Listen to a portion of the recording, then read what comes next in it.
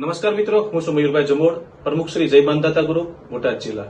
ગુજરાત સરકારને એક નમ્ર અપીલ છે કે નિર્દોષ સમસ્ત કોળી સમાજ અને ઠાકોર સમાજના આંદોલનકારીઓ પર જે કેસ દાખલ થયા છે પાછા ખેંચવામાં આવે.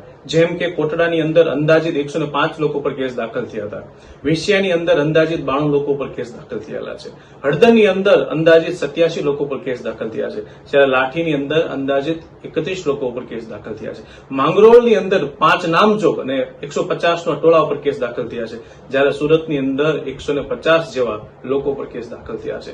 જો ગુજરાત સરકાર દ્વારા પાટીદાર સમાજ અને ક્ષત્રિય સમાજના કેસ પાછા ખેંચવામાં આવતા હોય તો કોળી સમાજના કેમ નહીં?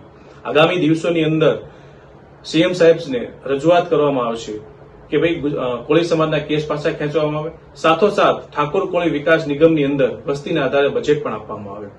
આગામી દિવસોની અંદર સૌપ્રથમ તો અમે દરેક ગુજરાત રાજ્યના તમામ જિલ્લાઓમાં એક સાથે આવેદનપત્ર આપવામાં આવશે. તેમજ તે ગુજરાત રાજ્યની કન્વીનર ટીમ સીએમ સાહેબ સાથે મુલાકાત કરીને રજૂઆત કરવામાં આવશે. તેમજ જો આગામી દિવસોની અંદર ન્યાય મેળવવા માટે ગાંધી સીધા માર્ગે ધરણા પર બેસશું, આંદોલન કરશું, જેલભરો આંદોલન કરશું, કોળી ઠાકોર વિકાસ નિગમને જરૂર પડશે તાળાબંધી પણ કરશું, સભાઓ, સંમેલન અને મહાસંમેલનનું આયોજન કરશું. જો તેમ છતાં જો ન્યાય નહીં મળે તો આગામી દિવસોની અંદર આત્મવિલોપન સુધી પહોંચશું, એવું આખું આયોજન કરી રહ્યા છે. જય હિન્દ, જય ભારત, જય કોળી સમાજ.